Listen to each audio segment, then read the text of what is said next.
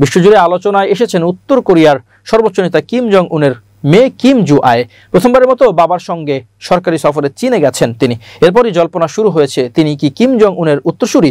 2022 সালে প্রথমবার আলোচনায় আসেন কিম জু আয়। পারিবারিক প্রথা ভেঙে আন্তঃমহাদেশীয় ব্যালিস্টিক ক্ষেপণাস্ত্র প্রদর্শনীতে মেয়েকে সঙ্গে নিয়ে হাজির হন কিম জং উন। এরপর থেকে গুরুত্বপূর্ণ বিভিন্ন অনুষ্ঠানে তাকে দেখা গেছে। এবার বাবার আন্তর্জাতিক সফরে তার উপস্থিতি উত্তর কোরিয়ার উত্তরাধিকার রাজনীতিতে নতুন মাত্রা যোগ করেছে। দক্ষিণ কোরিয়ার গোয়েন্দা সংস্থার দাবি, বেইজিং সফরের সময় কিমের পেছনে ট্রেন থেকে যে কিশোরীকে নামতে দেখা গেছে তিনি জু আয়। বিশ্লেষকদের মতে কিম পরিবারের তথ্য গোপন রাখা হলেও জু আয়কে ধীরে ধীরে প্রোটোকল ও নেতৃত্বের অভিজ্ঞতা দেওয়া হচ্ছে। ফলে উত্তর কোরিয়ার ভবিষ্যৎ নেতা হওয়ার দৌড়ে তিনি এখন সবচেয়ে এগিয়ে। তবে এই সিদ্ধান্ত ঐতিহ্য ভাঙার সমান, কারণ কিম জং উন বা তার বাবা কিম জং ইল কেউই তাদের পূর্বসূরীদের সঙ্গে বিদেশ সফরে অংশ নেননি। এমনকি কিম জং উনের ক্ষমতাধর বোনেরও এই অভিজ্ঞতা নেই। বর্তমানে জু আয়ের বয়স 13 বছর বলে ধারণা করা হচ্ছে।